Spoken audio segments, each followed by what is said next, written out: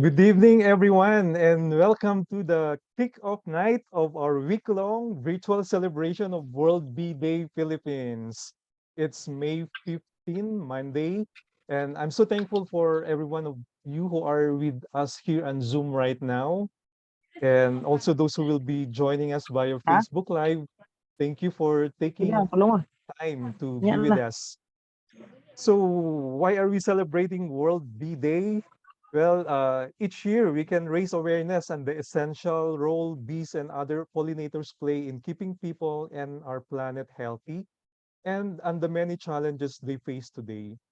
World Bee Day has been celebrated since 2018 thanks to the efforts of the government of Slovenia with the support of AP Mondia that led the UN General Assembly to declare the 20th of May as World Bee Day.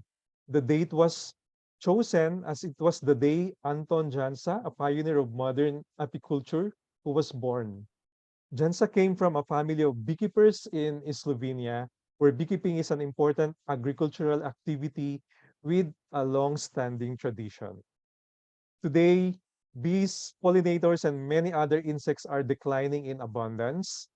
This day provides an opportunity for all of us, whether we work for governments, organizations, or civil society, or are concerned citizens, to promote actions that will protect and enhance pollinators and their habitats, improve their abundance and diversity, and support the sustainable development of beekeeping.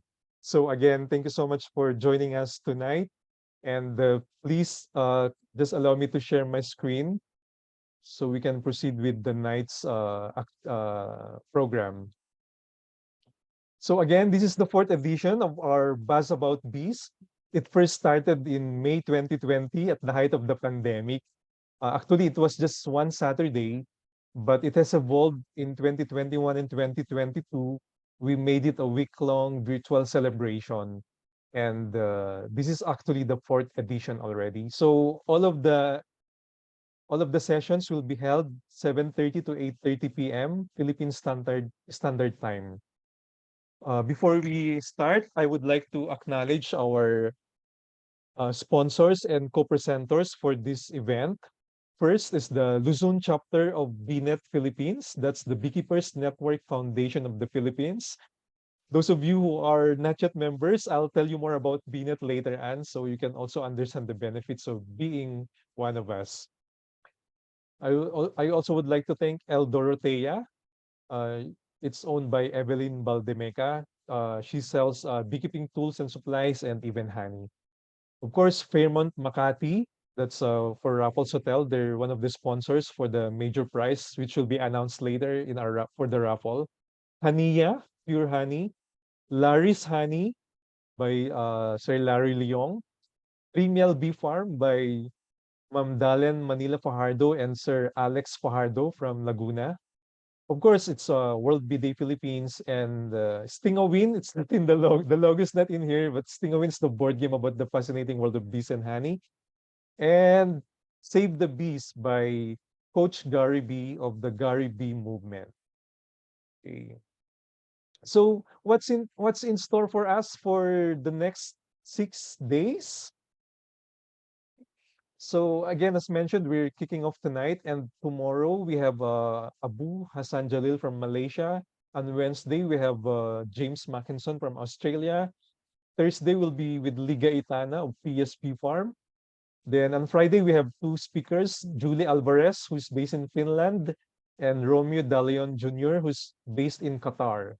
And the culminating session will be with Sir Epifanio Boy Loyola Jr., who's the president of BNet national, and he will be talking about the upcoming national convention. All right, so to kick off the week-long event, we have the privilege of hearing from our very distinguished speaker for tonight. He completed his Doctor of Veterinary Medicine at the Don Mariano Marcos Memorial State University or DIMSU, Northern La Union campus in the year 2000. Finished his MS in Animal Science in 2007. then his PhD in animal science at the same university in 2022.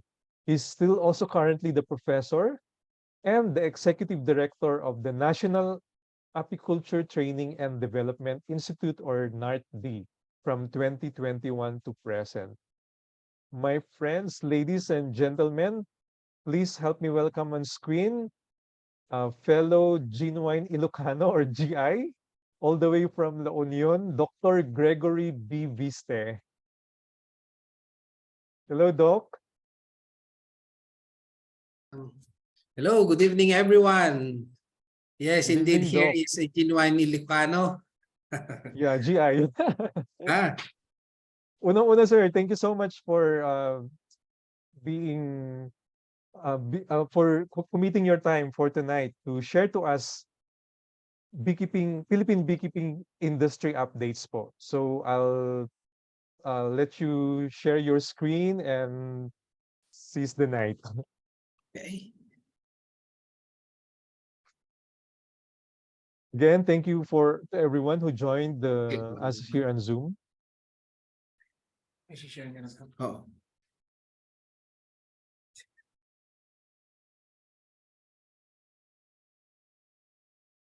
Okay, while waiting for Sir Gregory to share his screen, if you have any questions anytime throughout this throughout his talk, you can chat po, and we will answer as many as we can within the time that we have. Thank you. Okay, Sir Alex. So can I, can you able my share screening po? Okay, na-drop pala kayo kanina. Yes, sir. I've made you co-host already. Sorry for that. Thank you. Thank Okay, you. okay. It's all right. It's all right, sir.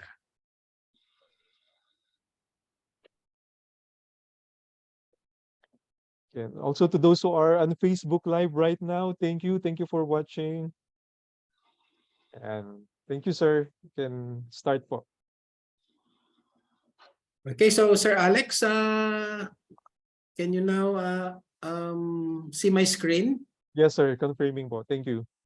Okay, so so then shall we start then? Sure po, sure. Take it away.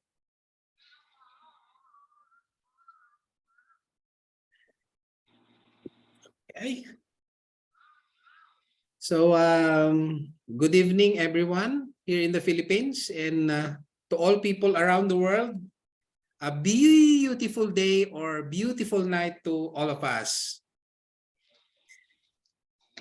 The National Apiculture Research, Training and Development Institute, based at the Don Mariano Marcos Memorial State University in the municipality of Bacnotan, province of La Union, Luzon, Philippines, is with the world today, celebrating together with you on this momentous World Bee Day celebration.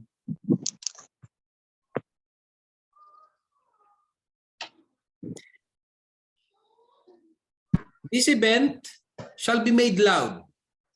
It shall be made known to everyone, for we owe the bees most of the food we eat and the environment we are living. As what famously believed that Albert Einstein once said, and I quote, "If the bee disappeared off the face of the earth, man would only have 4 years left to live. No more bees, no more pollination, no more plants, no more animals, and no more men." Despite the COVID pandemic that challenged every nation in the planet, the honeybee industry stood still, and the Institute recognized the ups and downs of beekeepers and wild honey gatherers in the country. In fact, the demand for honey, as we felt from the Institute, even became greater during the pandemic until today. And once again, honey from our honeybees proved its importance as a nutraceutical product. As we struggle with the discovery of vaccine and the supportive medication for COVID, everyone's ingenuity came as we all wanted to protect ourselves and our family against the disease. And one of the earliest advices from most of the physicians in the early phase of the pandemic is immunoboosting, or keeping our immune system on its peak and responsive. And honey is one among the immunoboosters used by most people. In behalf of the National Apiculture Research, Training and Development Institute, let me share to you a briefer about some of the highlights the Institute has been working on.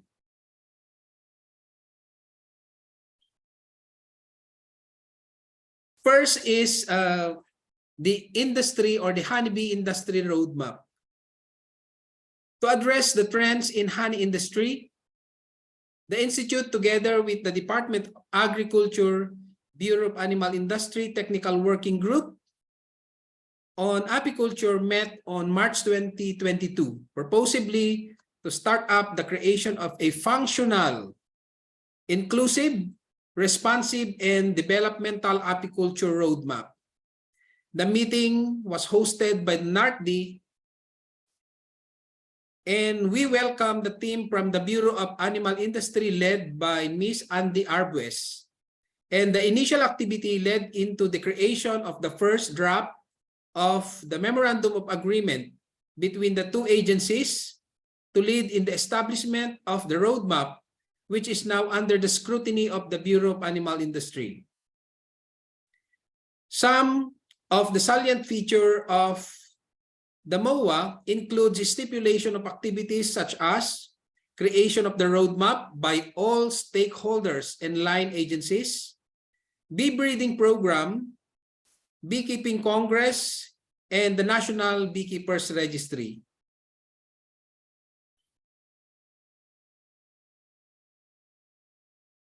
Unfortunately, the activity has been idle.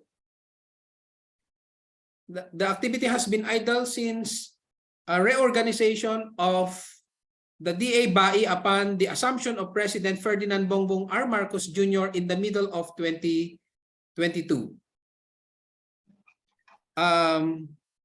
There has been no movement ever since. However, the Institute had a meeting with the technical working group of the BAI last September 2022 and discussed the development of the Memorandum of Agreement, and accordingly, the document is already within the office of their legal department. This was during the incumbency of the former OIC BAI director. The NARTDI is scheduled to pay for a courtesy visit to the new director of the Bureau of Animal Industry, no other than Dr. Paul C. Limson, to follow up on the updates and continuation of the creation of the Memorandum of Agreement to let the plan activity moving on.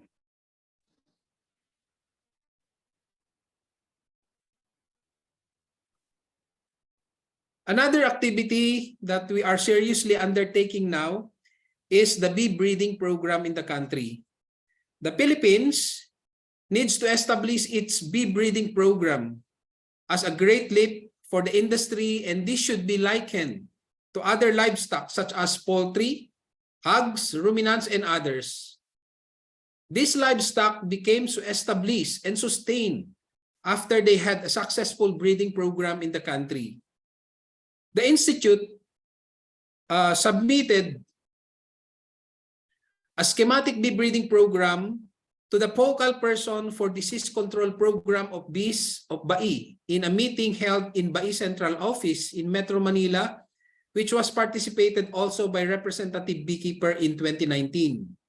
But information on the development of which was not available up to this moment. Nevertheless, when this honey industry roadmap will be established, one of its milestone project is the establishment of the bee breeding program. And up to this year, supply of quality selected breeder or production queens remain a dragging force to the honey industry. Supply of queens remains low, and this resulted to low number of colonies produced by beekeepers.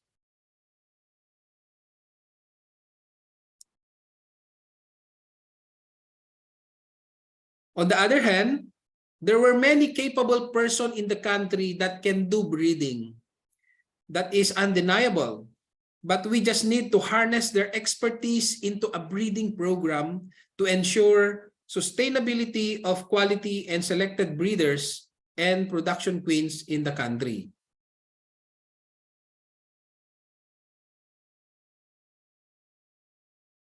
And the third one is the Beekeepers Registry. There has been scarce information relative to Beekeepers Registry in the country. This was revealed as one of the missing links of the honeybee industry in the Philippines. The Institute, and at the same time, or at the same manner with that of the Bureau of Animal Industry, needed this registry.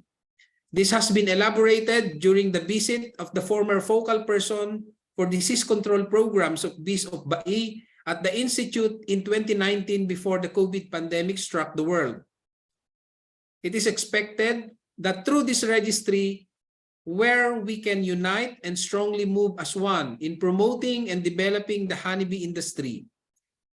The Institute made a system of registry very recently in partnership with the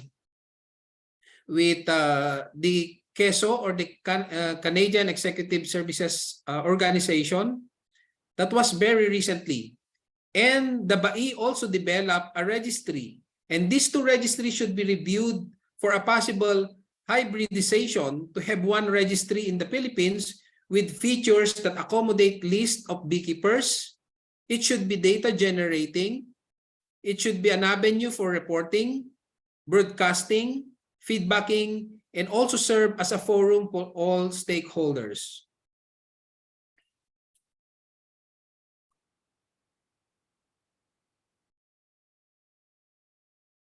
At the moment, we have benchmarked several challenges that we need to face. And there were several challenges our country needs to hurdle to sustain the industry. Other than the common diseases, parasites, and predators, there is a need to look at the status of honeybee in the holistic manner. Honey in the Philippines comes from cultured honeybees and wild honeybees like the rest of the honey-producing countries.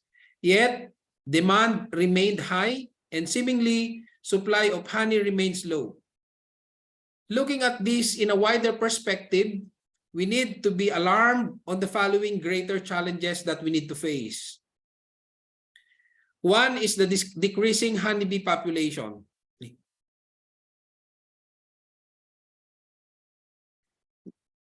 The Philippines is home to some of the most unique species of bees, and 5 out of the 9 species of honeybees in the world are native to the country. Based from scholarly undertakings, it has been noted that there is declining bee population in the different regions of the world, and it threatens agricultural productivity and biodiversity in general.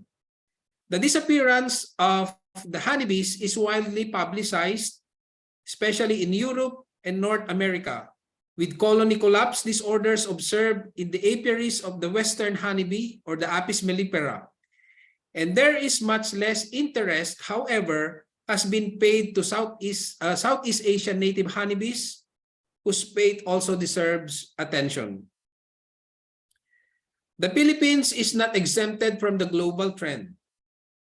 While there is insufficient data to accurately assess the honeybee status on a national scale, local cases suggest that native populations are declining. Wild colonies of honeybees are now mostly found in isolated areas in the mountains, with colonies at a lower elevation being cut down by those harvesting honeys. Habitat destruction is also driving wild bee colonies away, as urbanization trends are projected to intensify in the Philippines. This situation calls for unification and collaboration of all concerned, so we can conduct activity to address as such. There is a need for greater effort to inclusively perform analysis on the situation and population of all native honeybees, including the Apis mellifera. Another challenge that we are now facing in the country is the proliferation of fake and adulterated honeys. One of the serious problems the country should be dealing with is the proliferation of adulterated or fake honey. It is silently creeping and killing our industry. This must be stopped, and this must be collaboratively acted upon to eventually eliminate this threat.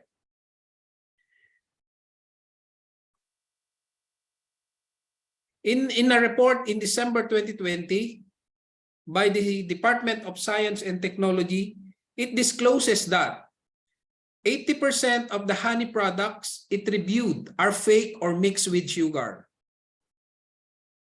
According to the department, out of the 76 brands of honey, 62 are fake or mixed with sugar. Its study also showed that 95% of the ingredients are C4 sugar syrup. Out of the 16 local brands in groceries or souvenir shops, 12 are mixed honey, while 74 local honey sold online are not pure. Only the imported honey is distinguished as pure. Meanwhile, the Department of Science and Technology is coordinating with the Food and Drug Administration to issue standards on the honey being sold because the public might unknowingly put their health at risk in buying fake honey products. The fraudulent practice of adulterating or faking honey enables manufacturers to increase product volume while lowering production costs. Impure honey can seriously harm the local industry by lowering the price of honey. Fake honey can be sold for as little as 1/3 the price of a genuine honey. Hence, it is important that honey sold in the market must be properly managed to stop the proliferation of adulterated and fake honey. Undeniably, elsewhere in the country today, fake or adulterated honey are rampantly marketed using several schemes. This again calls for us to be unified and create strategies in decreasing or eliminating the sales of such. And another thing that we need to face is climate change. Climate change actually is a natural process, and this entails all creatures of the world to evolve with it. However, there were man-made factors that hastens and worsen the effect of the change, like that of the so much carbon emissions leading to global warming. The warming pressures all species to go along with the change, and this can directly or indirectly affect the survival of species dependent on natural resources as source of nourishment. It was noted that due to changes in the distribution and volume of rainfall, some of the bee plants changed their blooming pattern, and this affected the survival of the bees. And ladies and gentlemen and my friends, these were just few of the problems we need to address now, and I call on the cooperation of all stakeholders of the industry.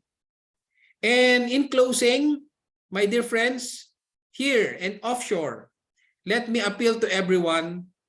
Let us all unite in promoting this industry. Let us all join hands in conserving the honeybees for food security and more livable environment. Thank you very much, my friends in beekeeping. Thank you, and thank you. All right. Thank you so much, Dr. Viste, for your very informative talk tonight. There's so much to be excited about the upcoming roadmap, and I hope you could get to update us at the proper venue again before the year ends. Yeah, Maybe sa Sabi the Nights, or I don't know kung pwede sa Binet. Yes, sir. Hopefully, it's because we are actually concerned about the industry. It's because we felt that the honey has not given so much emphasis. One of our aspiration is to keep honey in the roosters of our is agricultural statistics. If you may browse into the Bureau of Animal Statistics, you cannot see their honey as a registered agricultural product. So we hope that through the industry roadmap that we will be establishing very soon, we can register honey production in the country in the roosters of the statistics in the country. Okay, sir. I'll be checking some questions and feedback from our viewers po. And there's one right now sa Facebook Live kay Zebedy Diaz. Sino po ba dapat gumawa ng Beekeepers Registry? Thank you for that question, sir. Ang Beekeepers Registry kasi actually, sana pangunahan tayo dito ng Bureau of Animal Industry, like that of the other livestock and other farming endeavors of the country. Registry are actually within the mandate of the Bureau of Animal Industry. Although the Apiculture, the NARTDI or our institute also wants to have a direct access on that registry because we really wanted to broadcast to the whole country the different activities of the institute, particularly on technologies that generated from our researches, the extension programs that we need to share to the whole country. So kailangan po natin talaga yung registry so that we can feed information to our beekeepers, especially the beekeepers. So that's why when the representatives from BAI came to our institute, we talk about the registry, and parallel po, we had a parallel interest of establishing the beekeepers industry registry. Parang ano kasi ito parang it's like a kung meron tayong ibibigay, for example, na ayuda, you need to be a registered, Yes. you need to be a qualified member of the industry so that the services can be smooth sailing towards you. So if you may notice, good that we have a few existing organization of beekeepers in the country like the BNet. They had this registry of members, and yet the entire country were not so shall I say, we're not so familiar enough that we need to have a national registry of beekeepers. Mhm. That's very important, sir, no? Kasi for the benefit of our viewers who may be new into beekeeping or aspiring beekeepers pa lang, other countries talaga, they have this registry, and even yung yung mga boxes ng colonies nila, it even contains the code kung ano yung naka-register, di ba? So it could help in tracing, kunwari ninakaw yung colony mo, then nakita Correct. somewhere else yun, parang ganun. And nakita ko po din sa Australia, remember last year when it was the first time that they were infested with varroa mites. So the importance of the registry, na-monitor ka agad nila saan yung mga locations ng mga hives, sino yung mga may-ari nun, sino yung mga beekeepers nun. And then all of them, I think they got government support. So kasi mas talagang sinunog yung mga colonies ng mga within a certain radius, di ba? So knock on wood, it won't happen in the Philippines na ganun klaseng devastation, but there are benefits of having this kind of registry, and I hope it could happen really soon. Yes, sir.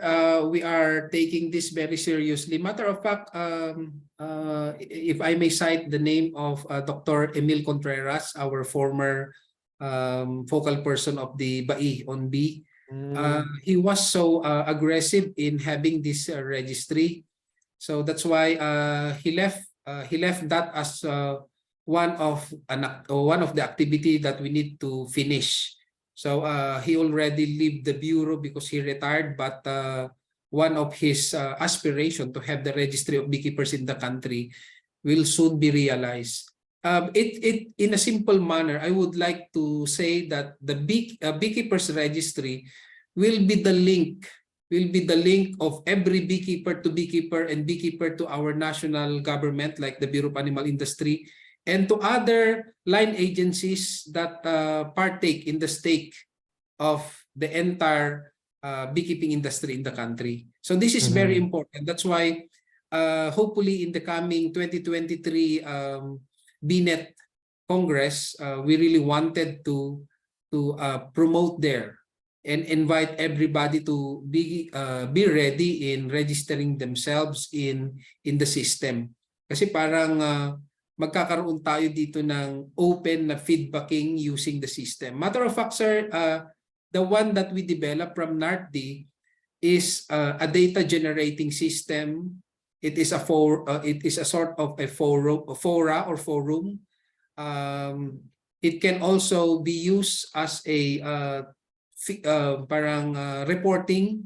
So we can Mm. report there of the different undertakings of NARTDI. And another thing, it can also be used as a link from all the beekeepers to address their concern to the institute. So ganun po yung nagawa namin in the meantime, but we hold the launching of which nationwide. It's because the Bureau of Animal Industry is as well developing, or I guess they have already developed a registry. We need to Ay, see. sana hindi mag-duplicate, no? Yes, sir. That's why we need to be very careful about this, because when we design our system at the institute, we put there as a feature of the things that the institute needs. Mm. We don't know if there are more things that the Bureau of Animal Industry needs. So kailangan na lang po sigurong i-compare and contrast yung systems we develop so that we can hybridize. We Mm. can combine these two and it could probably more responsive to the needs of the industry. Okay. Sir Boy Loyola is here with us. So, Okay, and Sir yung Boy. ating next venue for the BNet is going to be in Davao. And Oh, Sir Boy will talk about that more on Saturday. okay. So, I hope nga, ano nyo na po dun, ma-launch na. You have 3 months, June, July, Yes, sir. August. The soonest we will be going to the Bureau of Animal Industry so that Mm. we can prod our director to hasten the review of the memorandum of agreement, is because we need to have this go signal to work together and invite all industry partners so that we can sit together and establish that beekeepers roadmap. Probably on the BNet 2023, if the time remaining is too short for us to have that roadmap, probably an announcement shall be made either by the Bureau or by the Institute on the advertisement of the different activities that should be undertaken to establish that roadmap. It's because this will be participated by a wider group. So we will be inviting probably representative from all the partners of the industry to take part, so that all their concern must be addressed in the establishment of the roadmap. Matter Mm. of fact, sir, even the Department of Tourism wanted to get into the Mm. beekeeping Kasi may industry. mga ecotourism na. Yes, sir. Particularly here in the north, matter of fact, in the north, they've been trying to integrate beekeeping into the agri-tourist Mm. destinations. So Mm. one of their attractions are bees, and I am very much alarmed because these bees are supposed to be given privacy, because of course we don't want them to be totally disturbed and probably so much exposed, because we know the transfer of diseases can also be like that. So Mm. we need to make a proper protocol on including this in the agri-tourist destination activities of the Department of DOTR. Tourism. Okay. All right. Although concern kasi in other countries kasi pinopromote talaga nila yung api tourism. Yeah, sa Slovenia ang dami. Yeah. where people are actually paying to have an Yes. access on the way they collect honey, something like that. And Yeah. I guess they are more particularly on the revenue earned rather than protecting these bees. So, nakakatakot din minsan. Ah. Sir, another question from Zebedee Diaz din po.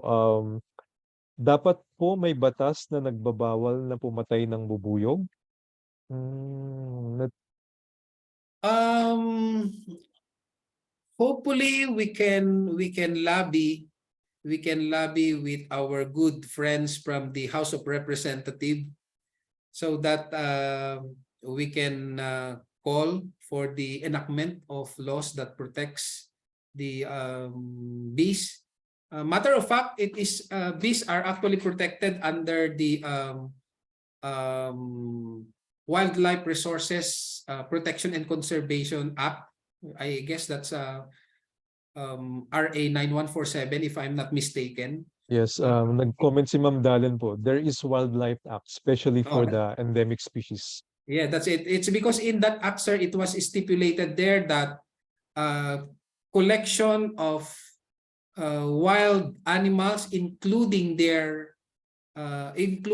derivatives from those wild animals, is actually prohibited. But yun na nga po, parang it's Mga like feral colonies, no, na talagang feral colonies, hindi dapat yan kinokolekta, mga tipong ganyan. So we have at least miski pa paano we have a law that protects them. Probably we just need to consider and balance the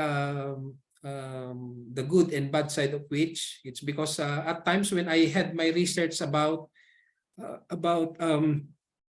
the giant honeybees here in the north, when I had my research, I saw that indigenous people, collection of honey is actually one of their livelihood. So we can hmm, just easily protect it, or we cannot just easily stop them from collecting those livelihood byproducts from nila. the bees. Oo. But instead, Yeah. we need to venture on their conservative way of dealing with the wild honeybees. Hmm. So parang ganun. So probably we can try to ask for the reinterpretation of the law. So yan, pero Kasi we have the law, but again, it's a problem of implementation din, no? Kasi may mga considerations. yes, one Oo. one thing in the Philippines yan kasi minsan implementation. Yes, sir. Next, from Vincent Cayen. Sir, may free training for beekeeping po ba ang NARTDI? If you can announce, sir, any upcoming trainings. Yes, sir. From time to time, we've been catering free training. The institute actually is trying to source out kasi we've been trying to look for sponsors so that we can finance some of the meager amount that would be um, spent during the training. Actually, during as we recover from the pandemic, we had several free trainings conducted. That's one of our activity towards the Balik Probinsya Bagong Pag-asa program, and marami pa yung mga niloans ng agriculture na activity in response to recovery from the COVID pandemic. We had Mm. several, but this time, sir, as we get back into the new normal, nag-umpisa na kami ulit na nagbigay ng trainings, but this time because of the mechanism of the national government actually to pool resources. Alam natin na nagkakaroon tayo ng budget problem in the Philippines by now, so we were not able to have sponsors yet. So nevertheless, we will be having our training actually next week. And then we will be organizing for another set of trainings. So hopefully for the next training, we can already get sponsors so that we can bring back the free training that we had. So This during the post-pandemic, nagkaroon kasi kami ng maraming free training, even face-to-face online. training. Ah, Yes, sir. Kaya medyo binuhos namin doon yung aming mga budget just to contribute for the livelihood of people that were displaced by the pandemic. But now Mm. that we are back on the normal, a new normal, nandito na tayo sa new normal, medyo kailangan nating i-reconsider yung efficiency ng paggamit ng budget. So Budget. now we are looking into resources. But anyway, we will be announcing through our website yung aming API monitor. They need to look into our API monitor, sir. Mm. Yung nakita ko recently po sir is basic beekeeping, and even during the pandemic yung mga virtual sessions nyo were basic beekeeping. Are there plans to offer naman advanced beekeeping po? Yes, sir. Actually, this 2023, we will be kasi yung mga advanced kasi sir talagang kailangan face-to-face. Yes, of course. Oo. Face-to-face. That's why this 2023 and beyond, we will be bringing back yung mga advanced beekeeping training. Okay. Yung ano kasi post-pandemic, yung mga basic lang yung binibigay natin na training. It's because mostly online, and even actually the basic we need to have the face-to-face. Mm. Pa rin natin ng hands-on. Kaya So ng virtual lang. mahirap sa virtual, sir. Kaya at least we keep yung training, yung basic, but now we can already proceed to bringing back the advanced training on beekeeping. Yeah. Sir, time check, it's 8:13. We still have time for maybe 3 questions. Yes, sir. Yes, sir. It's all right. Opo. It's all right. From Ma'am Dalen, actually it's a comment and also a question po. I understand that beekeeping is under BA.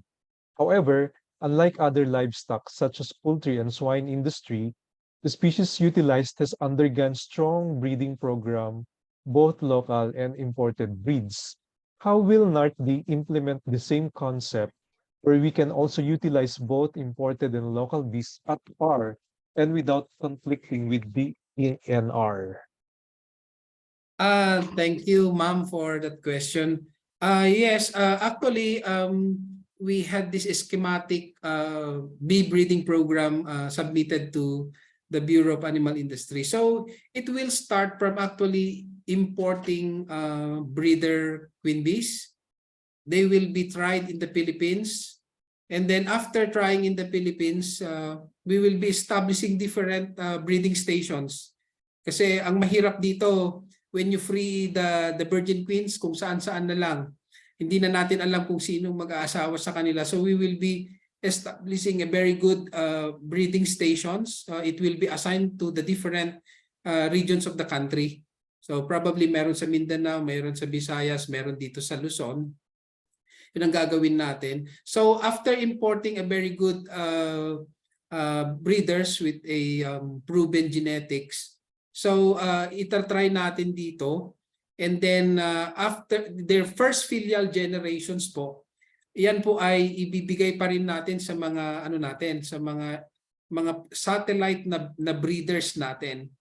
So ang mangyayari doon, magkakaroon tayo ng selection process. So from elsewhere in the country, kung saan mapupunta yung mga first filial generation, syempre kailangan talaga natin dito yung selection, kasi there could even be tendencies that an imported breeder might not be performing well in the country. Yan ang kailangan natin talagang i-clear out. Like that of the other livestock. Noong grabe ang importation nila ng mga breeds nila, trinay naman muna dito sa Philippines, and then after establishing that these breeds are actually good, adapted, performing well in the country, then they started reproducing these breeders, crossing these breeders, and then selecting the generations that comes.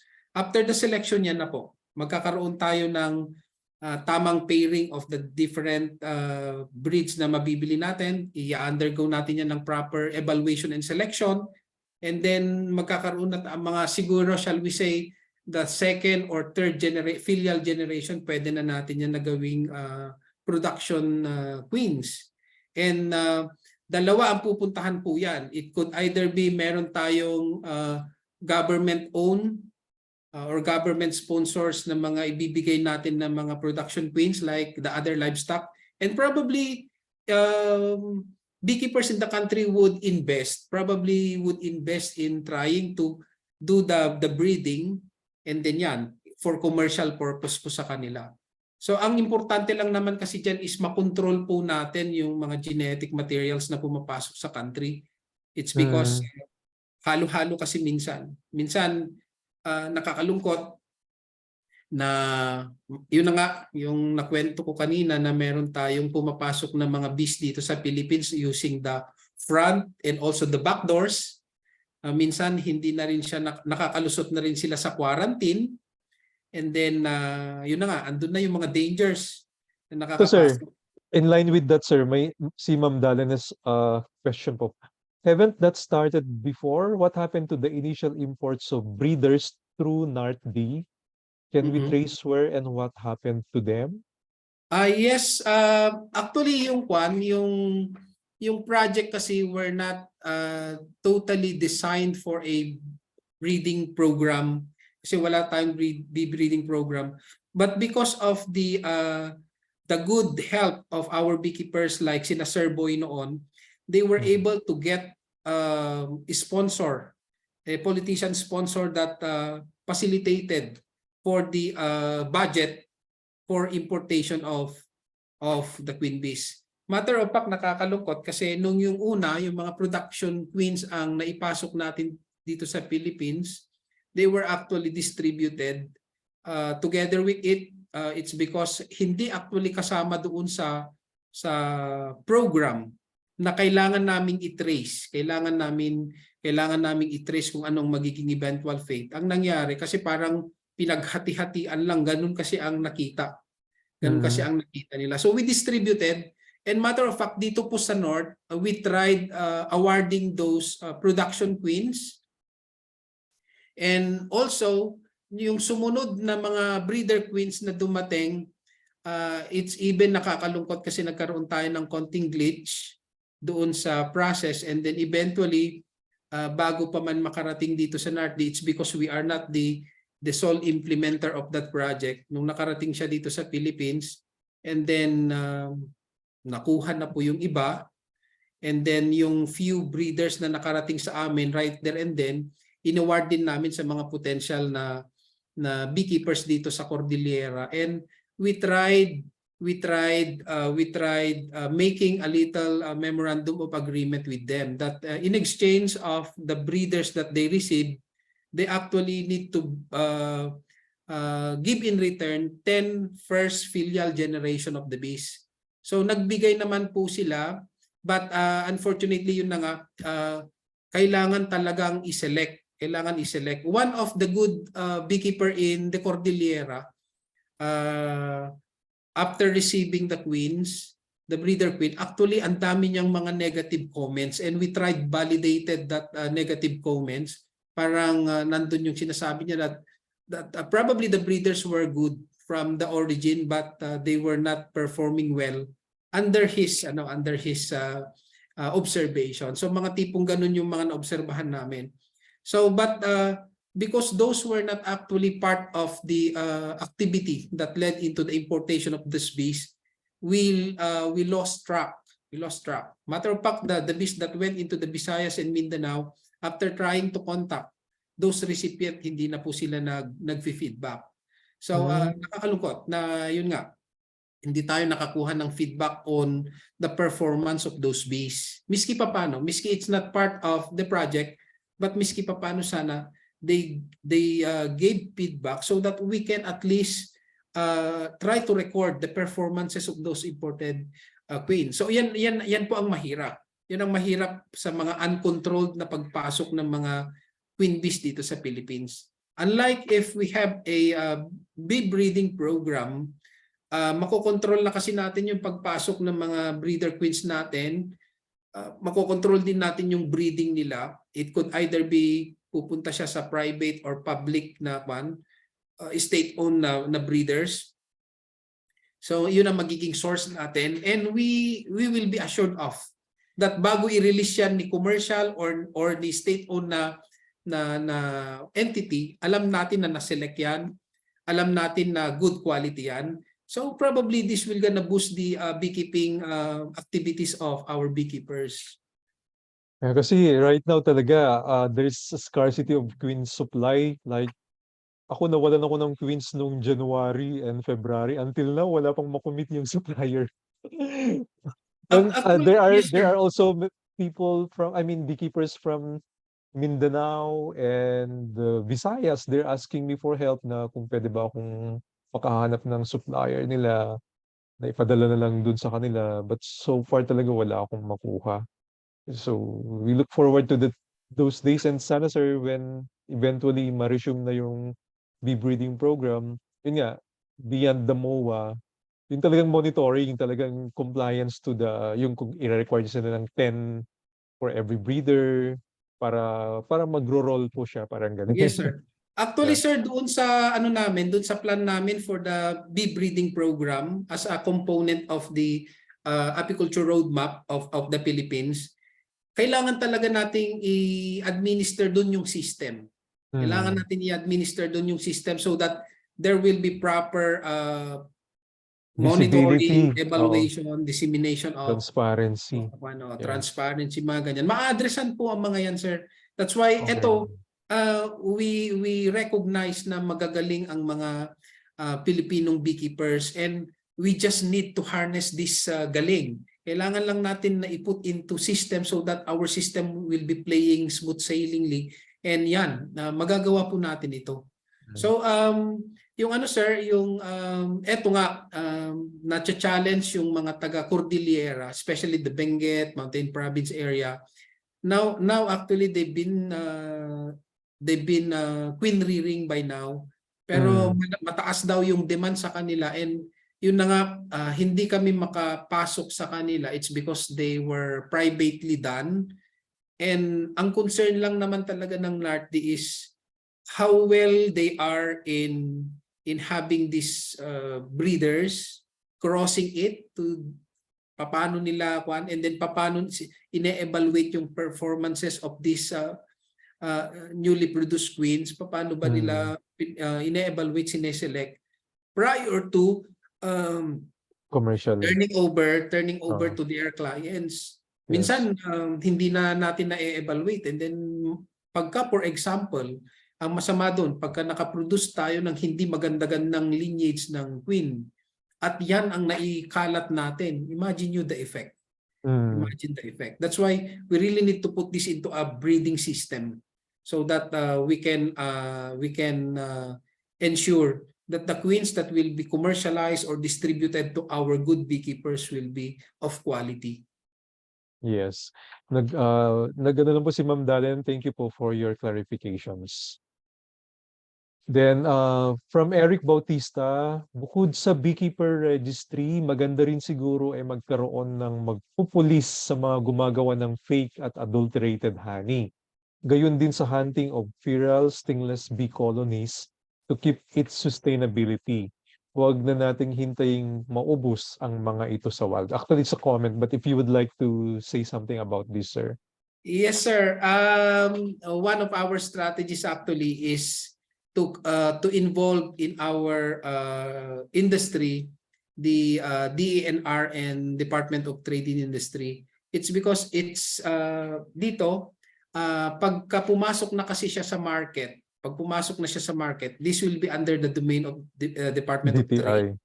Yeah. So ngayon, it's very unlikely kasi na matagal ang test ng honey before we can declare it as adulterated or fake. Mm. But after the result, DOST is very good in checking the quality of the honey. But after releasing the result, on whose domain shall be Yung monitoring, no?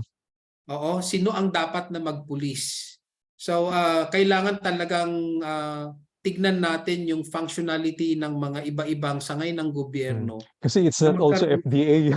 Yes, FDA but din, eh. under FTA or under DTI, were they actually mandated to specifically police Yeah. the market or sales of fake honey? Yan ang kailangan. Even sa NARTDI po, dito sa NARTDI, ang daming complaints ang dami naming pinapacilitate na mga marketing of adulterated honey. Ang dami nagko-complain sa amin, tinutulungan namin sila. So we subject this specimen to the help of the DOST, and then after the result, kami po ay wala po kasing nakasaad sa aming mandate na kami ay manghuhuli or maghahabla ng mga nagtitinda. So probably ang pinakamalapit talaga dyan na sangay ng gobyerno is DTI, because this is already dealing with a marketed product. So alam natin na sa kada munisipyo, kada palengke, meron silang mga market administrators, meron silang mga representative ng DTI sa kada munisipyo. And sana makita natin doon na kasama sa kanilang mandate ay i-check specifically yung mga i-register yung mga nagtitinda ng honey. Yan na nga, andyan na naman tayo sa registry. Kailangan sana mai-register din yung mga nagtitinda ng honey so that they will be held accountable. So doon sa registry kasi of our products later on, andun talaga yung product labeling that is a window of the beekeeper that sells the honey. Parang makikita mo siya yun, identity niya yun. So the moment na mag-test tayo na product out from its trademark, diyan tayo magkakahulian. But kung sinong huhuli, hindi pa po kasi klaro yan. Police power. Police power. Opo, unfortunately doon po sa law that created NARTDI, I was not able to see their function of the NARTDI to police. But to monitor the quality of the honey marketed, andyan, mandato po namin yan. With the help, of course, of the testing facilities like the UST. You shared at the start of your talk, sir, that you shared about the result, in summary, the results of the 2020 DOST report. And we all know, many of us here in the audience, and I think those who are viewing right now, we also submitted our samples for phase 2 of the DOST honey analysis. So for the information of everyone, I invited si Dr. Angel Bautista, who made the report. But unfortunately, he said they're still finalizing the report, so he could not present it during this World Bee Day event. So hopefully in some other avenue, hopefully the phase 2. Yung phase 2, inaabangan po namin yun. Yes. Kasi the phase 1 was December 2020, o magti 3 years na. Yung sa akin po, I submitted my samples April 2022. So 1 year na. But I understand naman, marami din kasing projects na ongoing in the US. You will just be patient for a little more time. Yes. Actually, sir, sige po. We would like to encourage all beekeepers. Maganda po na magiging mukha natin sa public yung pagsasubmit ng ating honey for DOST testing. Kasi the moment na nakita nila na pure yung honey, that is already our banner na sabihin na yung inyong honey ay kwan. So andyan nakalakip sa advertisement ninyo yung result ng DOST declaring you as pure yung honey ninyo. Yan ay napakagandang banner ng inyong beekeeping activity. So ina-encourage po natin sa lahat. Yan ang isang mechanism po natin para po ma-divert natin yung buying public to go towards you as a legitimate honey producer. Nakalagay doon na pure yung honey mo, tested by DOST. Yan ang magiging banner mo sa kanila. That's one way. That's one way of eliminating those people trying to adulterate honey in their favor. Yan po ang isa. Katulad po dito sa dito sa North, ang ginagawa po naming advocacy sa mga consumers po ng honey, you better go directly to the beekeepers. Beekeepers. Kasi pag sa beekeeper ka pumunta at nagkaroon ka ng duda doon sa nabili mo, pwede mo siyang ipasubject for testing. The moment na fake po yan, meron kang taong pupuntahan. Kaysa yung bumili ka lang dyan sa mga tinitinda-tinda dyan sa gilid ng kalsada, good if you were able to get, good if you were able to get a genuine honey. Pero the moment na hindi po pure yan or peke na nga po eventually, wala ka namang mahahabol pa na tao. So ganun po ang ginagawa naming advocacy just to lessen yung patronage ng mga tao sa mga binibentang honey dyan sa kung saan-saan lang. Puera de los Buenos, nakakaawa yung mga mga kapatid natin na nagtitinda rin naman dyan sa gilid ng kalsada ng pure na honey, lalo na yung mga naha-harvest nila from the wild. Puhag, But because of the proliferation of those adulterated honey, pati sila nadadami na nasisira. yes, yes. Okay. Last comment na lang po from Eden Regidor. We have to educate our children the value of the bees and stingless bees in our environment. So we have a study in school level and to promote the benefits of honeys. And so that's one of the reasons why we're celebrating World Bee Day actually. And Yes. last question. Yes, sir. Yeah. Matter of fact, sir, meron tayong law also from the environmental law. Meron tayong environmental law in the Philippines that tells that every educational institution, hindi lang sa academic institution, na dapat isama doon yung environmental protection. Hindi naman niya specific na sinabi na inclusive doon yung honeybees, but if you have to interpret the law, it includes all the wild species. So kasama yun, pwedeng ipasok doon sa education ng mga bata. Matter of fact, sir, doon sa aming ginawang research doon sa mga indigenous people, one of our recommendation actually, it's because yung kanilang pamamaraan ng pagkuha ng honey from the pukyutan, yung mga wild giant honeybees natin, we've been trying to input some conservative techniques. And ang nangyayari po sa kanila, ang kanilang learning from one generation to the coming generation is experiential learning. So the moment po na mali yung pamamaraan ng tatay sa pagkokolekta ng honey from the wild, yan ang naipapasa niya sa kanyang anak. That's why isa sa mga recommendations po namin is to put into the curriculum doon sa mga lugar na maraming mga indigenous people, lalo na sa kanilang livelihood, i-incorporate sa kanilang curriculum yung tamang pagkuha or tamang pagkuha ng honey sa mga wild colonies. Kasi hindi natin po matanggal sa kanila, it's because that is their livelihood. Matter of fact, sir, doon sa aming findings, parang mas umaasa pa sila doon sa honeybees kaysa sa agriculture, sa pagtatanim. Kahit seasonal lang? Seasonal lang honey, sir. Yes, sir, but nakakamanghang tignan na as early as September, sir, nag-uumpisa na silang mag-hunt. As early as September, meron kasi silang mga practices, sir, mga practices like they usually mark allocated hive, and that mark distinguish ownership. And parang inaalagaan na nila yan, binabalikan until such time that they will harvest. Hinog na. May, June, April, May, June, mga tipong ganyan. So ngayon, sir, gusto naming maipasok sa kanilang curriculum, since hindi mo na rin lang talaga matatanggal sa kanila na it's one of their livelihood. It's one of their livelihood.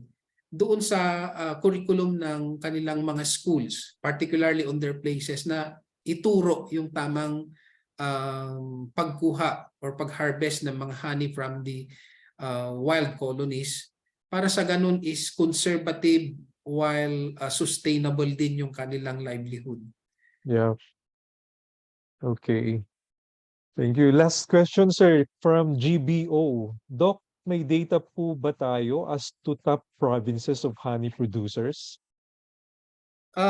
With regards po sa data, we had a data here at the institute, but actually that was very long time ago. So kasama siya actually doon sa pag-justify ng paggawa ng bee breeding program in the country, yung una dati. And also it was part also doon sa pag-justify ng paggawa nung nauna natin na roadmap. So sa ngayon, sir, hindi pa natin masasabi yung mga top producers ng honey in the country. Why? It's because meron tayong dalawang problem. One is yun na nga, until such time na we cannot register all apiculturists, yung mga nagkukulture ng shall we say yung mellifera, the serrana, the stingless, hindi kasi natin nakukuha sa kanila yung data on their Mm. productivity. Another thing, one bigger source of honey is the wild bees. Hindi rin natin makuha yung data. It's because the problem there is etong mga hunters natin, they are not as well registered. Under the beekeepers registry, actually, it will not only be catering yung mga nangangalaga ng mga uh, shall we say cultured bees, but it also embrace pati po yung mga nangungulekta from the wild. So yung mga hunters natin ilalagay din natin sa Kasama registry. sila. Okay. Yes sir, para ma-quantify Yung natin yung volume. kanilang volume of harvested honey from, shall we say, yung dorsata natin, Bebeligula. yung mga feral colonies natin Oo. na nakukuha din. Para makita talaga natin yung volume of honey that we gather in the whole country. So Mm. unfortunately, I'm very sorry na hindi pa natin makuha-kuha yan. Kasi minsan sir, eto na nga, isa sa mga kinakatakutan yata ng mga beekeepers natin sa registry is after ba na ma-register ako na Tax ba? naman, magta-tax na ba ako? May mga bayarin na ba ako? Yan minsan kaya hindi nila dinideclare yung kwan sir, yung Mag-register sila as productivity. ano, BMBE naman, Barangay Micro Business Yes sir, matter Enterprise. Oh. para makuan sila ma-exempt. Oh. Oo. Matter of fact, sir, even up to now, yung experience namin dito sa NARTDI, pag nagmo-monitor kami sa mga beekeepers na naaabot namin, pag tinatanong namin talaga actually yung kanilang productivity and probably gross sales, medyo hindi na sila nagsasabi talaga. Mm. Although, ang ginagawa lang namin na calculation, na parang estimate is, binibilang na lang namin yung kanilang number of colonies. We've been trying to predict the productivity per colony, and then we multiply that with the number of colonies that they got. And yan ang nagiging estimate. But that is not a scientific calculation. Kaya, syempre sir, when we call for the top producing regions or probably province in the country with regards to honey production, we cannot just easily speculate it. So hopefully sooner we can answer. It's because one of our target talaga, pagtulungan natin, ilagay natin yung honey doon sa statistics. Yes, Yan ang yes. magawa sana natin. Okay. Yeah, so and it's nag-overtime tayo, sir. Pasensya na. Sarap Hindi kasi talaga sir, makipagkwentuhan pag pa. beekeeping ang But pinag-uusapan. yeah, we thank you so much for your time. And just to wrap up, we will look forward to what you've shared as part of the beekeeping roadmap.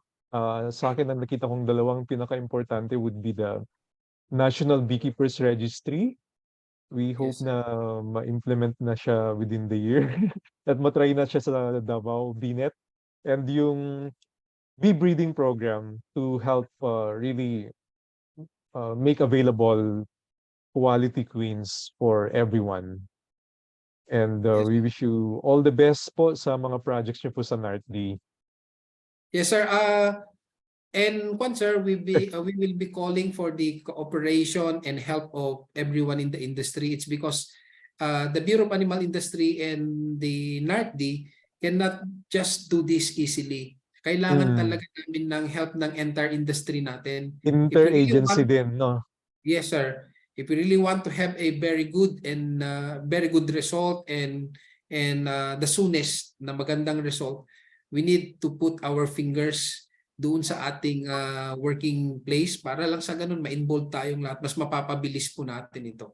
So Mm. nevertheless po, we are actually scheduled to make a courtesy visit doon sa ating bagong BAI director. So nakikipag-appointment na po kami just to see to it na kaharap namin siya. It's because the last meeting we had with the former OIC, we had an appointment but eventually a more important event Came happened up. during that day. Ah. So yung technical working group na lang niya ang na-meet po namin.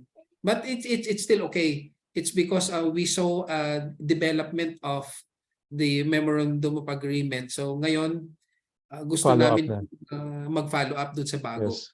Mm. Ating Okay, all the best, sir. Yes, Thank you sir. again. Yes, sir. Let's help each Please other. help me share my screen again. Okay, sir. Okay, so we've come to the end of the first session for our week-long celebration of World Bee Day. Thank you so much again to everyone who joined us here on Zoom and on Facebook Live.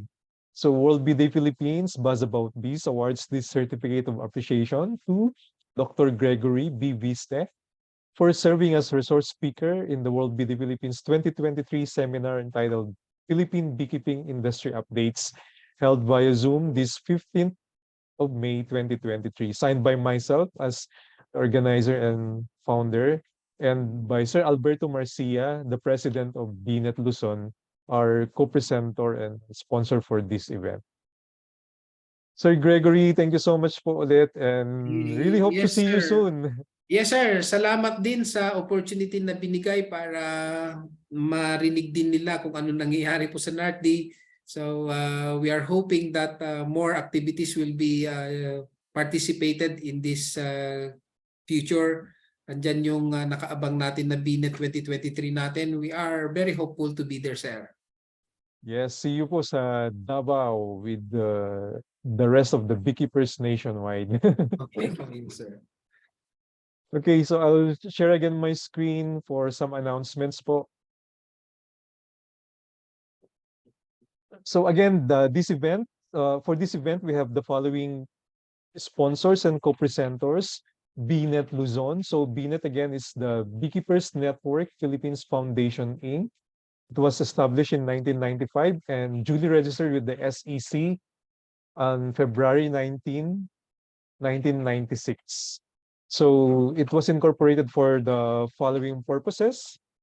As you could see on screen po, then mainly really to help establish standards regarding bee health, quality of bee stock, product quality, and others, to design and implement beekeeping programs to benefit the beekeepers and the Philippine bee industry, to receive equitably, distribute, and monitor the local use and foreign assistance to the Philippine bee industry, to establish marketing networks and be able to compete with foreign products, and to create marketing, research, and development centers. So you can join Beekeepers Network by contacting the chapter officers. There's one chapter for each region, one for Luzon, Visayas, and Mindanao. So you join where the region you belong to. And and then what are some of the benefits of becoming a member of BNet? You shall benefit in being part of the national database, be kept informed with the technological and policy updates, and be involved in promotions and other benefits and materials and equipment. So again, be a part of BNet. Thank you also for El Dorotea. It's owned by Evelyn Baldemeca. She sells beekeeping tools and supplies and honey. She's based in Taguig. You can visit her page, El Dorotea. Fairmont Makati, they operate the Raffles Hotel, and I'll be announcing later the grand prize for the raffle for this event. They're the donor for that. Hania, we sell pure raw honey. You can visit our Facebook page, Hania. And of course, Larry's Honey by Sir Larry Leong. He's coming up with very innovative products. You can also visit his web page, Facebook page. And Trimiel Bee Farm by Ma'am Dalen Fajardo and Sir Alex Fajardo in Calamba. They sell three kinds of honey from Apis mellifera, um, stingless bees, and Apis cerana. And they also sell the very famous Trimiel Bee Veil, and for the stingless beekeepers out there. And of course, Save the Bees by Coach Gary B of the Gary B Movement. He is also coming up with various activities for the World Bee Day. You can check his Facebook page for more details. And wala po siya sa poster, but Sting a Win, it's a board game about the fascinating world of bees and honey. Now to the exciting part. By the way, if you're not yet a member of the World Bee Day Philippines FB group, please, I encourage you to join so you can be more updated on coming events. And for those who would like to join the raffle, this is exclusive to those who will be joining on Zoom. If you could join us for at least 3 out of the 6 sessions, you will qualify to the raffle to be held on May 20, Saturday.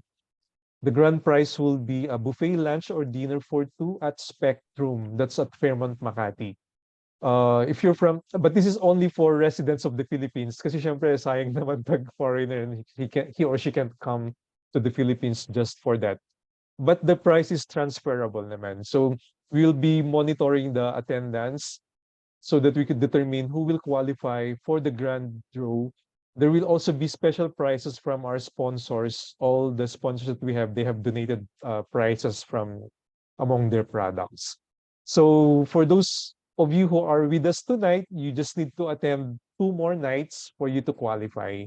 And just again to have a brief run through, tomorrow we'll be having with us Sir Abu Hassan Jalil from Malaysia. He will be talking about the benefits of stingless bees honey maceration and infusion of local ingredients. Then on Wednesday, with James Mackinson from Australia, the buzz about bumblebees in Tasmania. Then on Thursday, Sir Lee Gaetano of PSB Farm in Batangas, he will be talking to us about best practices in keeping Apis cerana. Then on Friday, for those of you who would like to work overseas as a beekeeper, you can learn tips from Julie Alvarez, who is based now in Finland, and Romeo De Leon Jr., who is based now in Qatar. And to close the week, we will have the pleasure of having with us Sir Boy Epifanio Boy Loyola Jr., the president of BNet, who will be talking to us about gearing up for the 2023 BNet National Convention, which will happen on August 17 and 18 in Davao City. All right, so that wraps up our evening. Thank you so much again for joining us tonight. And please don't forget to fill up the survey form, the feedback form, so that you can have your certificate of attendance for this event. So with that, thank you again, everyone. Thank you, Ma'am Dalen, for assisting me, and Larry for helping out with the organization for this event. Sir Gregory, stay safe and see you soon po. Yes. Bye-bye. Bye-bye.